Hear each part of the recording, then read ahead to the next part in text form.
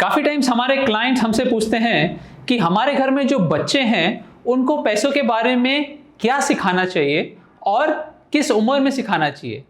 ये बहुत ही common problem रहता है जहाँ पर आपको पता नहीं कि आपको बच्चों को किस चीज़ के बारे में कब बताना चाहिए। इस प्रॉब्लम को सॉल्व करने के लिए हमने डिसाइड किया हम ये सीरीज़ रन करेंगे teach your kids about money, जहाँ पर आपके घर जो बच्चे हैं उनके एज ग्रुप के हिसाब से हम बताएंगे कि आपको उनको क्या सिखाना चाहिए ताकि जैसे वो बड़े होते हैं वो फाइनेंशियली सिक्योर और फाइनेंशियली स्ट्रांग बने। ये सबसे पहले वीडियो में हम बात करेंगे कि जब आपके बच्चे 0 से 3 साल के बीच में हैं उनको आपको क्या सिखाना चाहिए पैसों के बारे में।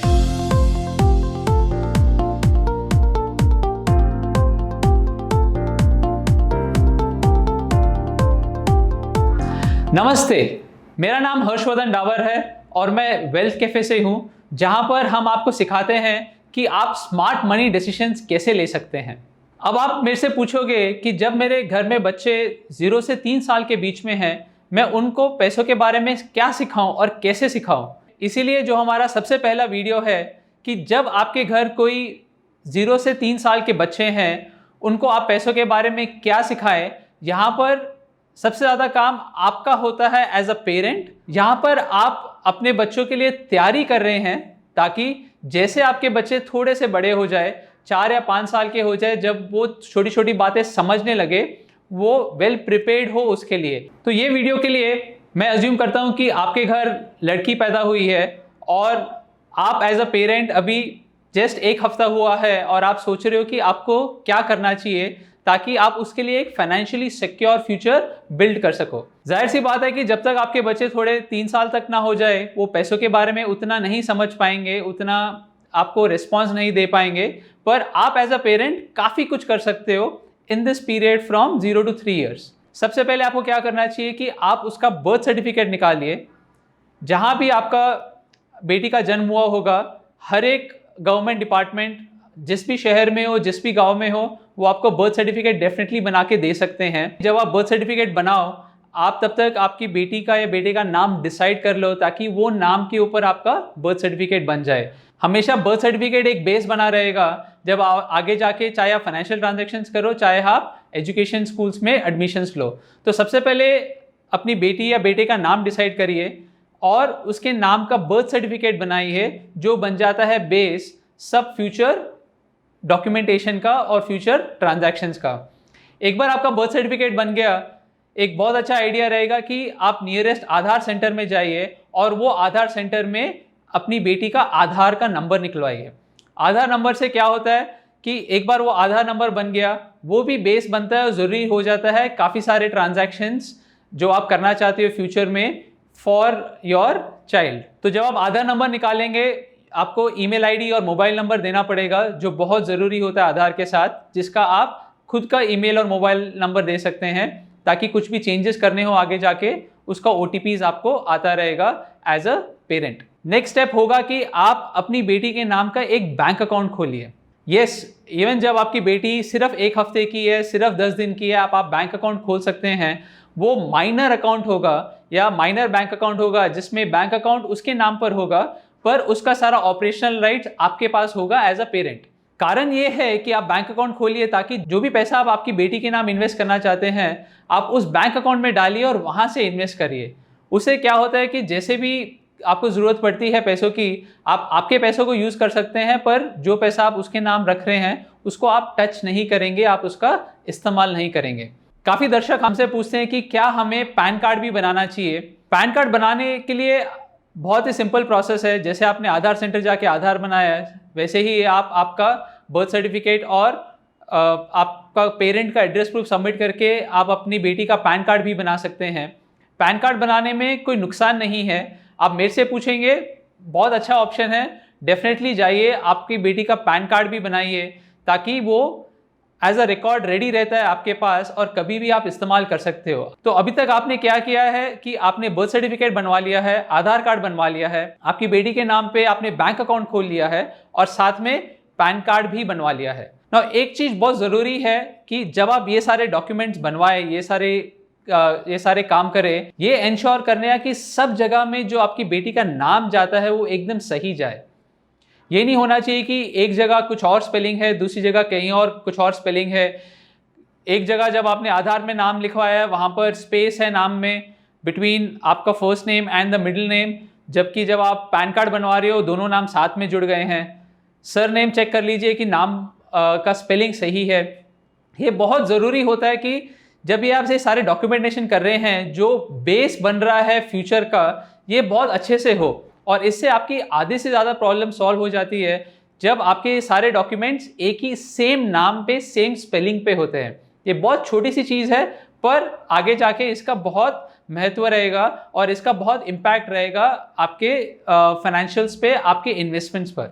एक बार आपका पैन कार्ड बन गया है, जैसे मैंने कहा था जो ऑप्शनल है, एक और ऑप्शनल डॉक्यूमेंट जो आप बना सकते हो वो है पासपोर्ट। आप चाहे तो आपकी बेटी के नाम का पासपोर्ट बना सकते हैं, जो उसका बर्थ सर्टिफिकेट होगा और जो आपका खुद का एड्रेस प्रूफ होगा, इन दोनों के बेसिस पे पासपोर्ट इजीली बन जाएगा।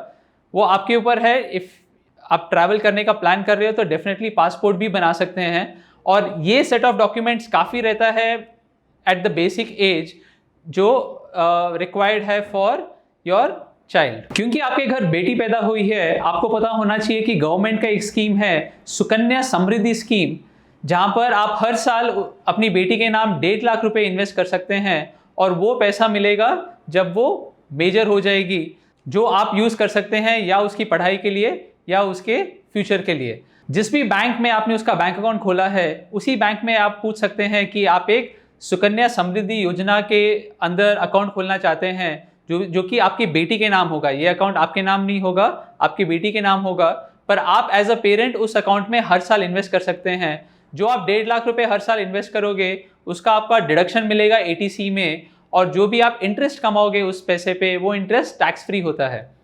तो ये बहुत अच्छा आइडिया है कि बैंक अकाउंट खोलने के बाद इमीडिएटली आप ये सुकन्या समृद्धि योजना अकाउंट भी खोल लीजिए अपनी बेटी के नाम, ताकि आप उसके नाम पे हर साल इन्वेस्टमेंट कर सकते हैं और टैक्स में भी बचत कर सकते हैं। अभी बैंक अकाउंट तो खुल गया, पर खुलने के बाद आपको उसका इस्तेमाल भी करना चाहिए। और कैसे इस्तेमाल करेंगे?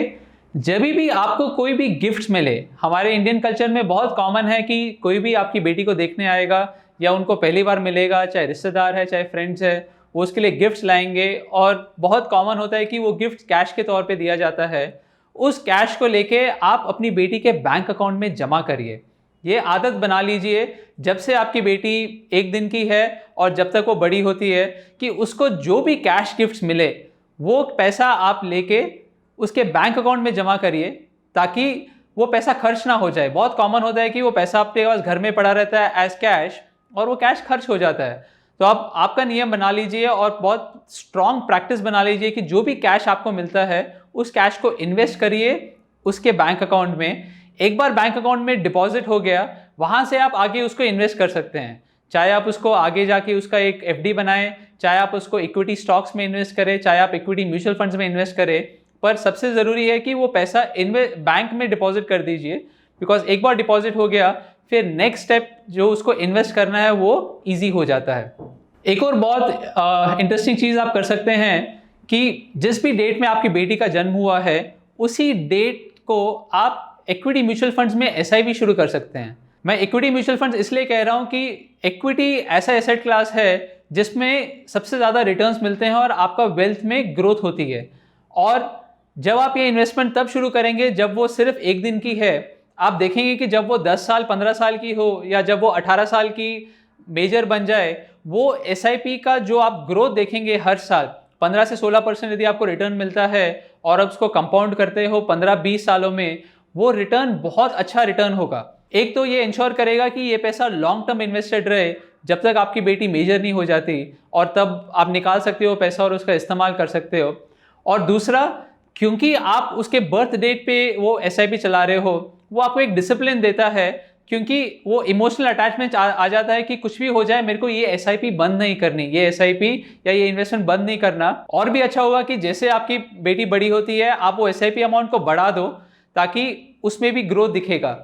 पर जो भी ऑप्शन आप चूज करो, एक बहुत अच्छा प्रैक्टिस है कि जिस भी डेट ऑफ बर्थ, जो भी डेट ऑफ बर्थ है आपकी बेटी का, उसी डेट ऑफ बर्थ पे एक इक्विटी SIP शुरू करो। उससे क्या होगा कि आप हर साल 1.5 लाख रुपए तो डाल रहे हो सुकन्या समृद्धि योजना में, जो एक डेट प्रोडक्ट है जो आपको फिक्स रिटर्न्स देगा सरकार की तरफ से, जो रिस्क फ्री है और टैक्स फ्री है। और साथ के साथ ही आप एक इक्विटी म्यूचुअल फंड का SIP शुरू कर लो, जिससे हर महीने आप थोड़ा थोड़ा पैसा इक्विटीज़ में इन्वेस्ट कर पाओगे, जिससे वो पैसा ग्रो होगा एट अ फास्टर रेट और लॉन्ग टर्म तक इन्वेस्टेड रहेगा for 15 and more than 15 years. तो यदि मैं आपके लिए रिकैप करूं कि आपको क्या क्या करना चाहिए जब आपके घर जो बच्चा आया है या बच्ची आई है, जब वो 0 से 3 ईयर्स के एज ग्रुप में हो, आपको उसका बर्थ सर्टिफिकेट अप्लाई करना है इमीडिएटली आफ्टर बर्थ, उसका आधार कार्ड बनवाना है, आधार कार्ड बनने के बाद उसका बैंक अकाउंट खोलना है, और 2 चीज़ें जो ऑप्शनल है, आप पैन नंबर के लिए अप्लाई कर सकते हो और पासपोर्ट के लिए अप्लाई कर सकते हो। एक बार ये डॉक्यूमेंटेशन सही तरीके से बन जाए, जिसमें सबकी डिटेल्स एकदम सही है, जो आपके बेटी का नाम है, उसका डेट ऑफ बर्थ है, उसका पेरेंट्स का डिटेल्स है, मदर फादर का, उनका जो एड्रेस है, सब डिटेल्स सब डॉक्यूमेंट्स में सेम होनी चाहिए, ताकि उसका आप आगे जाके लाभ उठा सके। एक बार ये हो जाता है, आप खोलिए एक सुकन्या समृद्धि अकाउंट आपकी डॉटर के नाम पे, जहां पर आप हर साल 1.5 लाख रुपए इन्वेस्ट कर सकते हैं, और एक इक्विटी SIP शुरू करिए उस डेट को, जिस डेट को आपकी बेटी का जन्म हुआ था, और उसको लॉन्ग टर्म रखिए अगले 15 से 20 साल तक, ताकि आप गवर्नमेंट स्कीम का भी बेनिफिट उठा सकते हैं और इक्विटी में इन्वेस्टमेंट का लॉन्ग टर्म ग्रोथ भी देख सकते हैं। यदि आप जानते हैं आपके किसी दोस्त को, किसी रिश्तेदार को जिसके घर नया बेटी या बेटा जन्म हुआ है, उसके साथ ये वीडियो शेयर करिए और हमारे चैनल को लाइक, शेयर और सब्सक्राइब करिए, जहां पर हम हर वेडनेसडे और सैटरडे लाएंगे फ्रेशली ब्रूड कंटेंट, ताकि आप स्मार्ट मनी डिसीजंस ले सकें।